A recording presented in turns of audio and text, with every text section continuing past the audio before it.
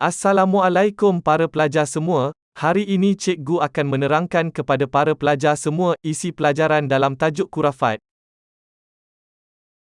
Apakah dia khurafat itu? Khurafat ialah kepercayaan karut yang bertentangan dengan ajaran Islam.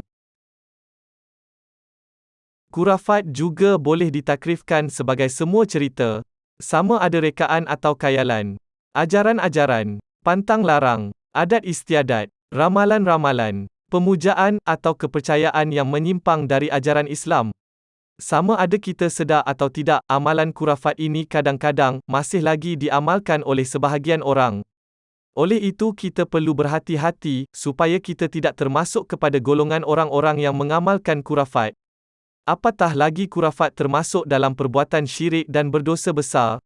Firman Allah Subhanahu Wa Taala dalam surah An-Nisa ayat 48. Inna Allah la yaghfiru an yushraka bihi wa yaghfiru ma duna dhalika liman yasha' wa man yushrik billahi faqad iftara ithman 'azima. Yang kira-kira bermaksud, sesungguhnya Allah tidak akan mengampunkan dosa syirik, mempersekutukannya, yakni dengan sesuatu apa jua, dan akan mengampunkan dosa yang lain dari itu, bagi sesiapa yang dikehendakinya. Dan sesiapa yang mempersekutukan Allah, maka sesungguhnya, dia telah melakukan dosa yang besar. sekarang mari kita lihat apakah yang menjadi punca yang menyebabkan berlakunya khurafat di kalangan kita, masyarakat Melayu. Antaranya ialah, yang pertama, kepercayaan khurafat ini telah diwarisi sejak turun-temurun lagi. Kedua, kepercayaan khurafat ini adalah dianggap adat yang mesti diikuti dan dikekalkan. Manakala yang ketiga, kejahilan tentang ajaran Islam juga boleh menjerumuskan diri seseorang itu kepada amalan khurafat.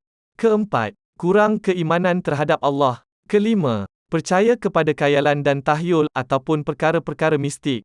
Dan yang keenam, masih terdapat tempat pemujaan yang dianggap sebagai memiliki keramat. Seterusnya, mari kita lihat pula contoh-contoh amalan khurafat yang masih diamalkan oleh segelintir masyarakat Melayu Nusantara sehingga ke hari ini. Mempercayai kuasa hantu. Masih ramai yang percaya bahawa roh orang yang telah mati boleh hidup kembali dan mengganggu atau boleh memberi mudarat kepada orang yang masih hidup. Memuja tempat yang dianggap keramat atau berpuaka kerana kononnya makhluk-makhluk yang menghuni tempat itu memiliki keramat dan kuasa luar biasa. Oleh itu, orang ramai pun menunjungi dan memuja tempat keramat tersebut kerana dianggap boleh menolong mengabulkan permintaan mereka. Mempercayai tangkal dan azimat. Kononnya tangkal dan azimat ini boleh menghalang sesuatu bahaya daripada terjadi. Memuja sawah padi dan memuja pantai. Kononnya penunggu sawah padi dan pantai ini berkuasa mengganggu rezeki mereka jika tidak dipuja atau disembah. Mengadakan upacara mandi pada bulan Safar. Kononnya upacara mandi tersebut jika dilakukan akan menjauhkan seseorang itu daripada bala. Dan selain itu ianya juga dapat menghapuskan dosa-dosa mereka. Memuja roh datuk nenek dan moyang yang telah mati. Dengan kepercayaan kononnya boleh memberi kesan buruk ke atas generasinya jika tidak dipuja. Mempercayai sempena baik yakni tafaul dan sempena buruk yakni tasawum. Iaitu kononnya berlakunya sesuatu itu merupakan tanda akan mendapat perkara baik atau buruk.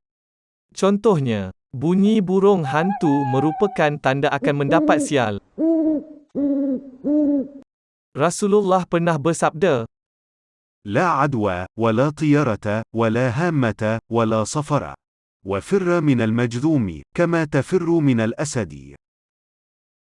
Maksudnya, tidak ada jangkitan, tidak ada sempena baik dengan burung, tidak ada sempena jahat dengan burung hantu, dan tidak ada sempena jahat dengan safar.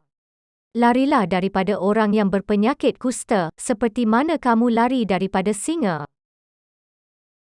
hadits ini menjelaskan bahawa hanya Allah yang memberi kesan kepada penyakit dan bukannya kuman. Manakala lintasan burung, bunyi burung hantu dan bulan Safar tidak menyebabkan sial kerana semua itu adalah takdir Allah. Ini kerana tiada apa yang dapat memberi mudarat melainkan dengan kuasa Allah. Bagaimanapun, walaupun nasib manusia telah ditakdirkan Allah, kita hendaklah berusaha menjauhkan diri daripada bahaya. Setelah berusaha, barulah kita berdoa dan bertawakal. Sebab apakah Islam melarang umatnya dari melakukan perkara-perkara khurafat? Di antara sebab-sebabnya boleh dilihat dari kesan negatifnya kepada individu, iaitu: yang pertama, khurafat boleh merosakkan akidah dan menyebabkan syirik. Kedua, khurafat boleh menyekat kebebasan berfikir dan merosakkan fikiran. Ketiga, khurafat menyebabkan manusia percaya kepada khayalan dan tahyul. Keempat, khurafat menjadikan kehidupan seseorang itu terkongkong dan menjadikan individu itu hilang keyakinan diri. Kelima, khurafat menjadikan seseorang itu hidup dalam kemunduran. Manakala kesan negatif yang dapat dilihat dalam masyarakat antaranya ialah: khurafat boleh menyekat kemajuan sesebuah masyarakat dan negara. Selain itu, khurafat juga menyebabkan perpecahan dan perselisihan pendapat.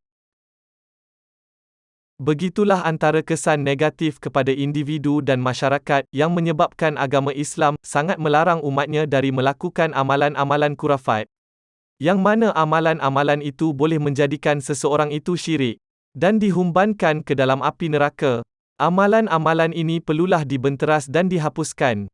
Antaranya dengan cara menghapuskan tempat-tempat pemujaan yang dianggap keramat. Pengamal-pengamal khurafat juga mestilah diberikan hukuman yang tegas jika didapati melakukan amalan-amalan tersebut. Saya berjumpa dengan Ayah Pin sendiri di langit saya jumpa. Saya beramal, kemudian masuk di alam sebalik mata dia panggil. Alam Bazrah dipanggil alam sebalik mata. Saya melalui Madinah. Kemudian saya pergi ke Mekah. Daripada Mekah saya naik ke atas dan saya bertemu sendiri dengan Ayah Pin di istana dia. Jadi Ayah Pin ni adalah Tuhan bagi saya. Pihak-pihak tertentu pula hendaklah memperbanyakkan dakwah tentang khurafat dan kesan negatifnya kepada individu dan masyarakat. Selain memberi didikan akidah kepada pelajar dan masyarakat, bagi diri kita pula, hendaklah sentiasa meningkatkan keimanan terhadap Allah dan terus-menerus berusaha untuk mendalami ilmu dalam bidang agama. Sekian saja untuk kali ini. Wabillahi taufiq wal hidayah. Wassalamualaikum warahmatullahi wabarakatuh.